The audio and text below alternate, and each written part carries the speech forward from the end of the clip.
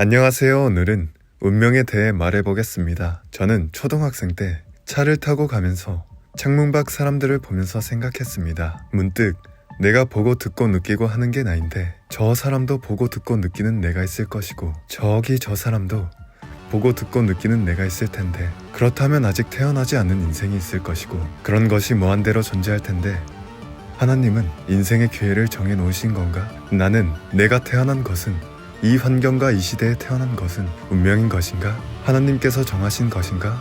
생각했습니다. 그러면서 30개론 말씀 중 예정론을 듣고 풀렸습니다. 여러분, 한번 생각해 봅시다. 모든 것이 다 예정되어 있다면, 내가 살아왔던 이 모든 것이 그렇게 됐어야만 했던 것이었다면 여러분은 어떤 기분이 들며 어떤 생각이 듭니까? 만일 인간의 구원을 비롯하여 각종 행복이나 불행을 절대 하나님이 예정해 놓으셨다면 인간이 선택할 권한이 없이 노력함도 수고함도 필요가 없습니다. 하지만 이 세상은 그렇지 않고 수고하고 애쓰며 몸부림치며 살고 있습니다. 지난편에 하나님의 법에서 말했듯이 하나님은 수고한 만큼 함께 해주시고 더 역사해 주신다 하셨습니다. 그렇다면 하나님께서는 무엇을 예정해 놓으셨을까요? 하나님은 태초부터 어떤 사람은 구원하기로 어떤 사람은 심판하기로 예정하신 것이 아니라 처음부터 누구든지 구원받게 예정할 뿐 심판받게 예정하지 않으셨습니다. 하나님은 절대 선, 절대 좋은 것만 예정하셨지 악과 나쁜 것은 예정하지 않으셨습니다. 선의 예정은 있어도 악의 예정은 없습니다. 그러면 사람들은 왜 악을 행해서 심판받게 되는 것일까요? 예정에는 절대 예정이 있고 상대 예정이 있습니다. 하나님은 해와 같이 누구에게나 역사하시지만 결국 그 나라는 열매 맺는 백성만이 들어간다는 것입니다. 다시 말해서 인간이 하기에 따라 달려 있습니다. 고로 지구촌 모든 만민을 구원하려는 것이 하나님의 예정이지만 자신의 믿음과 수고와 몸부림으로 그 구원이 이루어집니다. 그러면 인간의 책임 분담이 무엇이며 어디까지 있는지 알아보겠습니다. 인간의 책임 분담은 자신을 향한 하나님의 뜻이 무엇인지를 알기 위해 구하고 찾고 두드려야 합니다. 하나님의 뜻을 알았다 하더라도 그 뜻을 실천하기 위해 노력해야 합니다. 그리고 하나님께서는 90% 이상 인간을 도우십니다. 인간의 책임 분담은 10%입니다. 이것이 인간에게는 100%입니다. 반드시 하나님의 역사하심 위에 자신의 책임 분담을 다하여 하나님의 뜻과 뜻 안에서 자신의 소망을 이루는 것이 예정의 근본 뜻입니다. 사람도 성장함에 따라 각자 자기가 해야 할 일이 많아지게 되듯이 신앙이 성장해 감에 따라 인간이 해야 할 책임 분담도 커지게 됩니다. 그래서 하나님의 뜻 안에서 인간의 책임 분담을 할 때 역사가 일어납니다. 하나님이 인간에게 책임 분담을 주신 이유는 로봇 인생으로 만들지 않고 인간 스스로 생각하고 판단할 수 있도록 하기 위해서입니다. 하나님이 창조한 인간이 스스로 하나님을 사랑할 때 그 기쁨이 얼마나 크겠습니까? 갓 태어난 어린아이도 두 가지 책임 분담이 있습니다. 엄마 젖을 먹는 것과 숨 쉬는 것은 자신이 해야 합니다. 결국 인간이 책임 분담을 어떻게 하느냐에 따라 운명도 바뀌고 하나님도 뜻을 다시 세우십니다. 니느웨 성은 하나님이 멸하신다고 하셨으나 그들이 회개함으로 멸하지 않으셨습니다. 인간이 회개하여 책임 분담을 했기 때문입니다.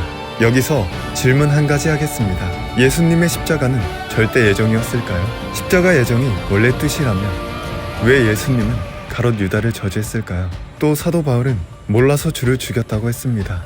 십자가 예정이 뜻이라면 예수님은 왜 이 잔을 내게서 지나가게 하옵소서 어찌하여 나를 버리셨나이까 라고 기도했겠습니까?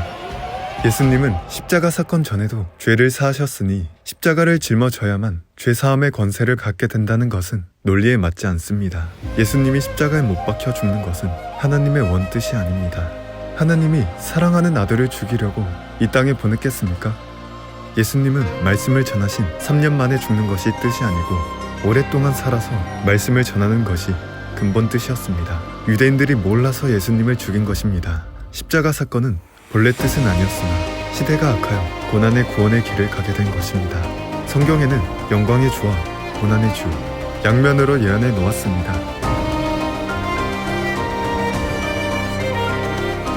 하나님이 메시아를 보내는 것은 절대 예정이지만 누구든지 주를 믿어야 구원을 받는 것은 상대 예정입니다. 예수님의 십자가 죽음은 메시아를 기다린 자들이 책임을 하지 못하여 예수님은 할 수 없이 희생하여 제2의 구원길을 가신 것입니다. 본래 영광의 주로 오셨으나 무지한 자들 때문에 고난의 길로 가셨습니다. 그러나 그 고난의 길이 영광의 구원의 길이 되었던 것입니다.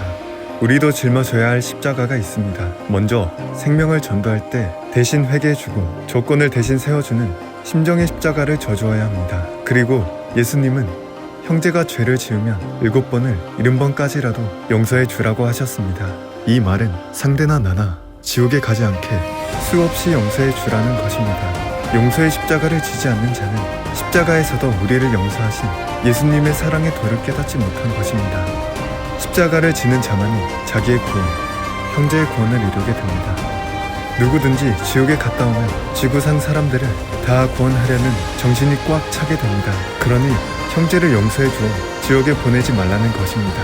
예수님을 따라가는 길이 고통의 길이라도 그 길을 가야 합니다. 고생되어도 생명길로 가야 합니다. 본론으로 돌아와서 운명은 사람의 자체의 운명이 정해진 것이 아니라 인생 길의 운명이 정해져 있습니다. 사람들은 자기가 사망길로 가면서 겪는 고통을 운명이라 생각하지만 그것은 길 때문에 겪는 것입니다. 어떤 길은 길 자체가 성공의 길이지만 어떤 길은 실패의 길로 정해져 있습니다. 주님만이 생명길입니다. 세상 누구도 좋은 길과 나쁜 길을 정확히 분별해주며 이 길로 가라고 인생을 가르쳐주는 사람은 없습니다. 오직 주님만이 길이요, 진리요, 생명이라고 분명히 가르쳐주셨으니 그 길로 가야 합니다. 그러므로 구원은 우리의 책임 분담에 따라 주어집니다. 메시아를 보내주어도 믿고 따르는 것은 인간의 책임 분담입니다. 주님이 다시 오신다는 것은 절대 예정되어 있습니다. 예정된 대로 주님이 재림하셔도 오시는 주님을 알아보고 사랑으로 맞이하는 사람은 준비된 천국에 가서 혼인잔치를 하지만 그렇지 못한 자는 구원받지 못합니다. 오직 사랑, 신랑으로 다시 오시는 주님 앞에 신부로서 꼭 갖추어야 할 것은 바로 사랑입니다. 지금까지 시청해 주셔서 감사합니다.